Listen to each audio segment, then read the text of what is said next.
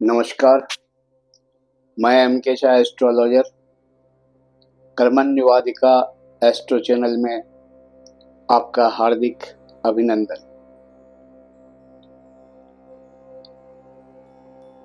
शारदीय नवरात्रा यानी आश्विन मास की नवरात्रा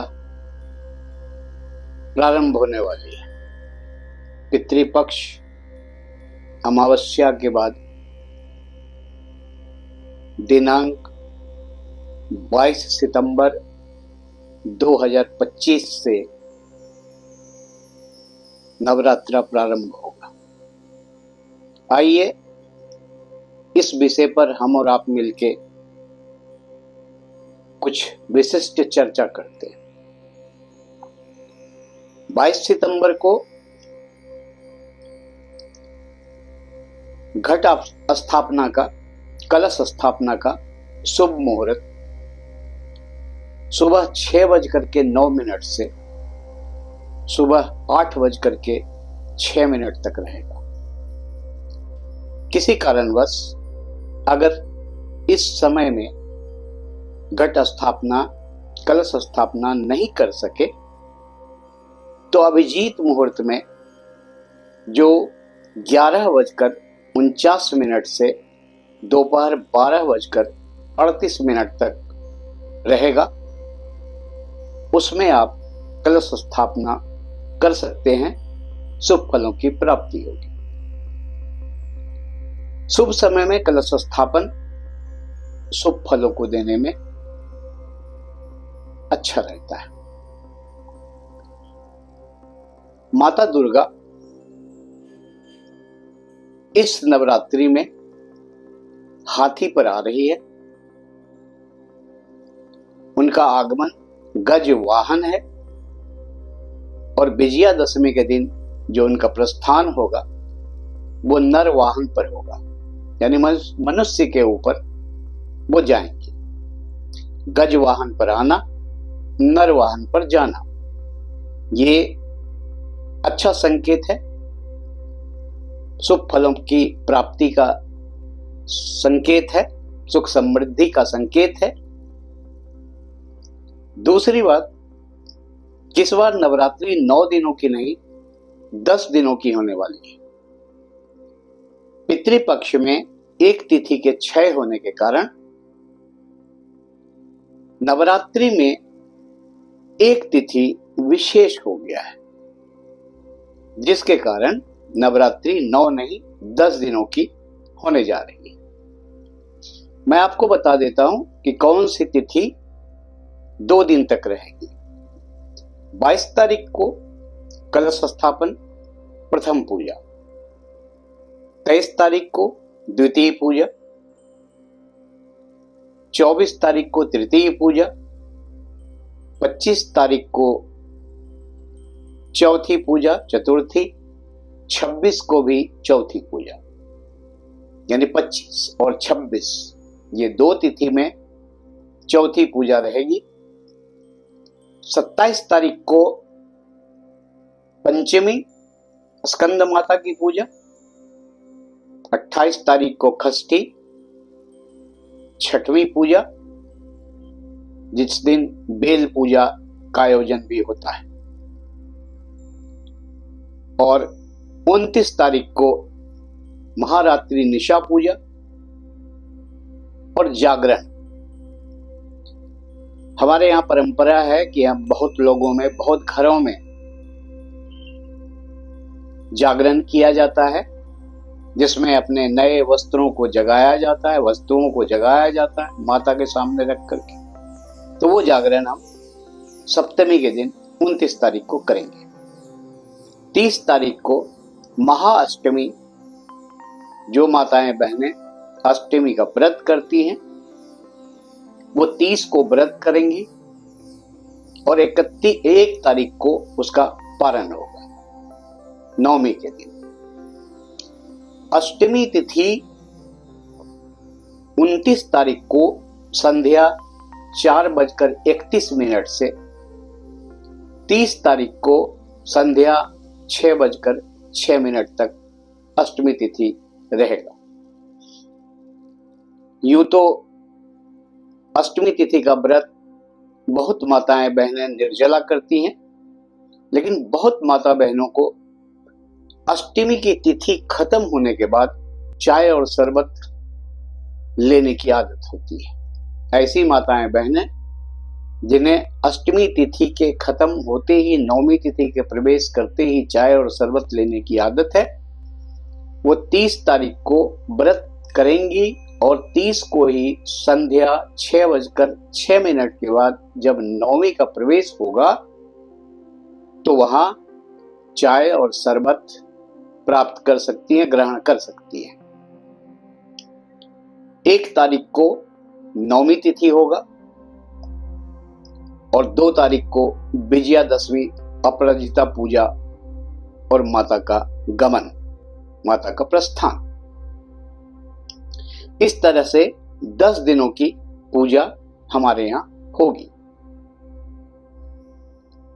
अब चलिए हम आपको ये बता दें कि इस नवरात्रि में प्रथम पूजा से प्रत्येक दिन किस वस्तु का भोग लगाएं, किस चीज का भोग लगाएं जिससे हमें विशेष फलों की प्राप्ति हो।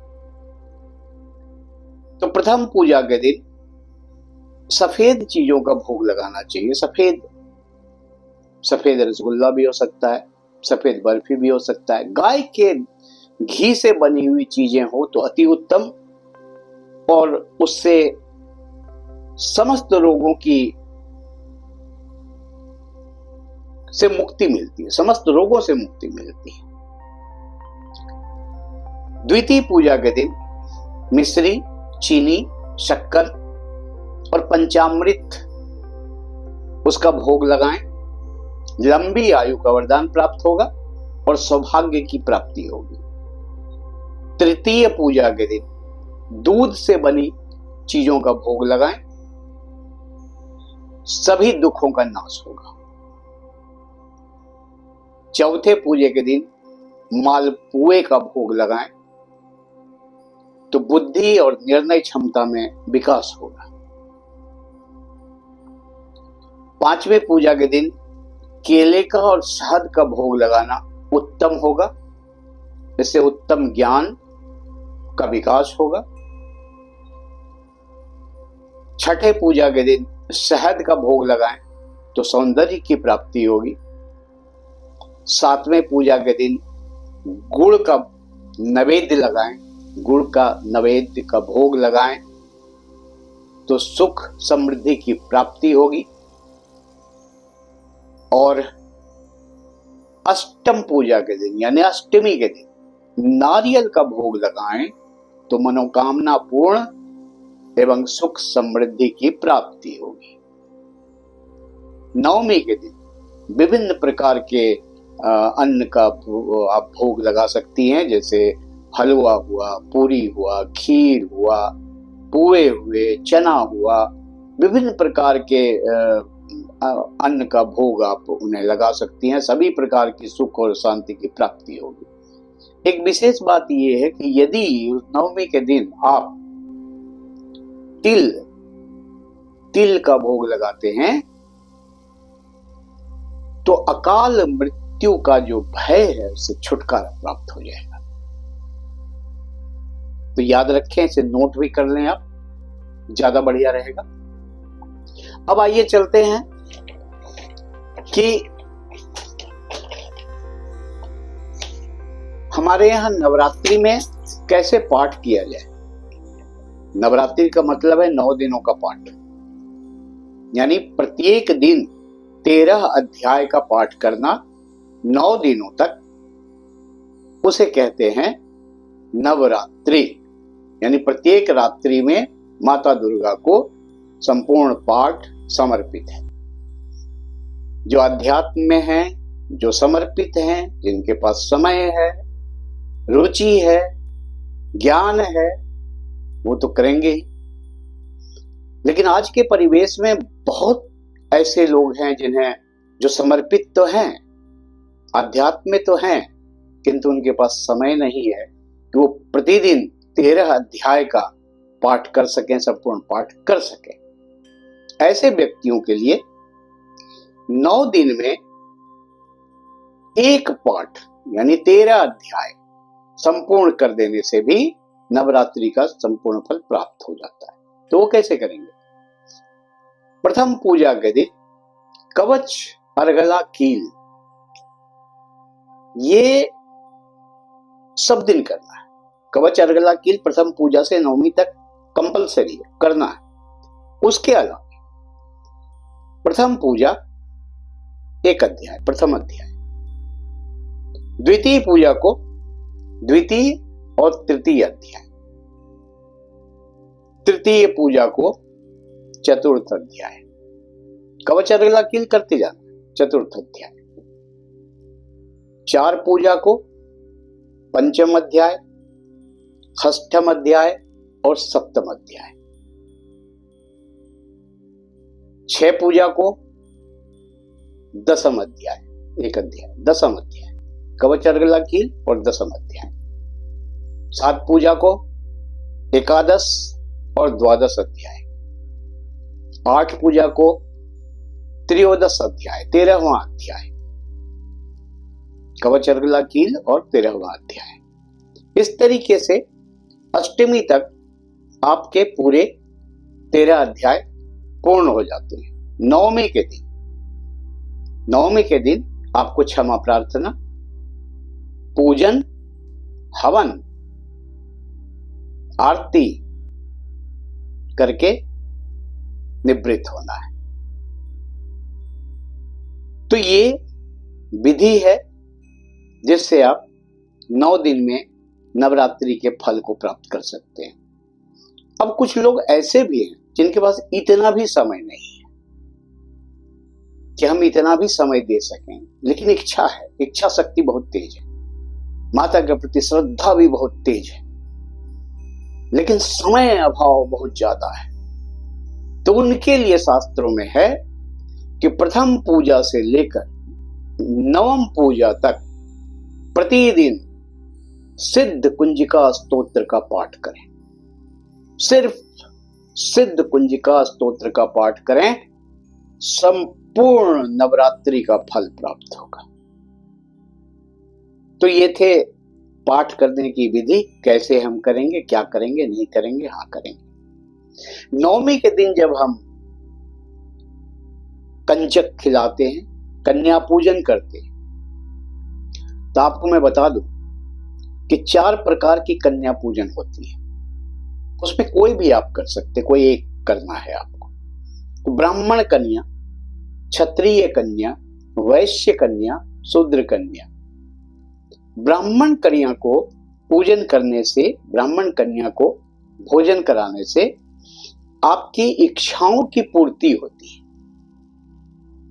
क्षत्रिय कन्या का पूजन करने से, भोजन कराने से आपकी शोभा और प्रतिष्ठा में वृद्धि होती है। वैश्य कन्या का पूजन करने से और भोजन कराने से आपके धन प्राप्ति के योग बनते हैं। और शूद्र कन्या के पूजन करने से और भोजन कराने से पुत्र प्राप्ति का आशीर्वाद प्राप्त होता है। हमारे लिए चारों कन्याएं पूजनीय है।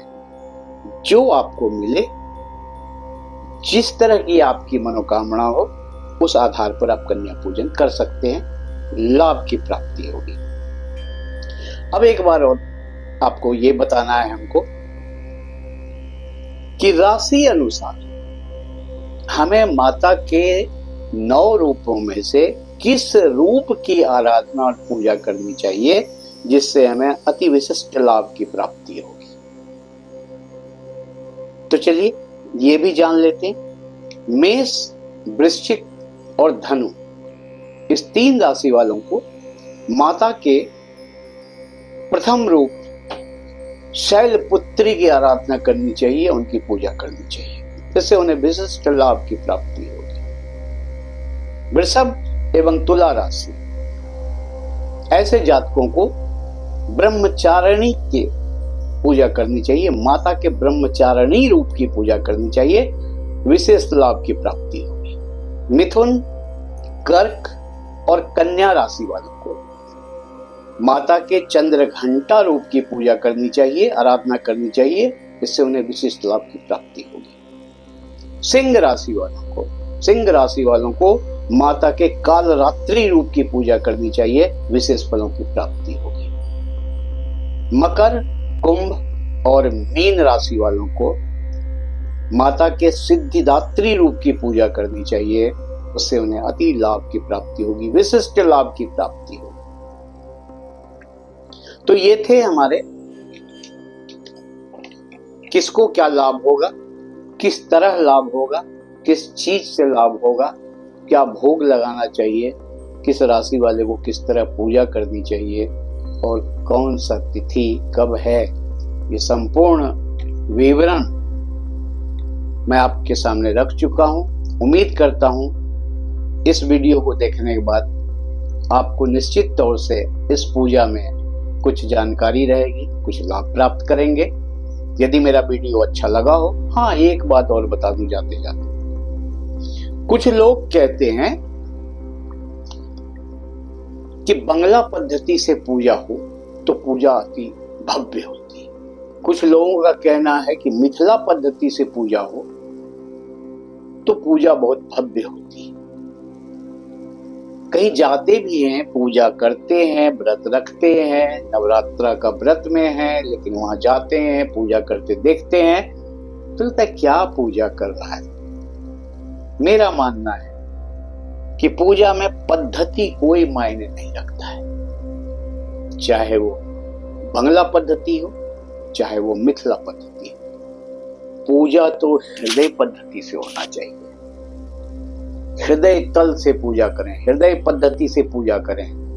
बाकी पूजा में किसी पद्धति की कोई आवश्यकता नहीं है। आप सिर्फ तन मन धन मां में लगा दें, सब पद्धति फेल है। आज इतना ही। यदि मेरा वीडियो पसंद आया हो तो लाइक करें, शेयर करें, सब्सक्राइब करें और हमारे फिर नए वीडियो का इंतजार करें। बहुत जल्द आपके लिए कुछ और नया लेकर के आने वाले हैं। तब तक के लिए हमें आज्ञा दीजिए और आप अपना ख्याल रखिए। नमस्कार।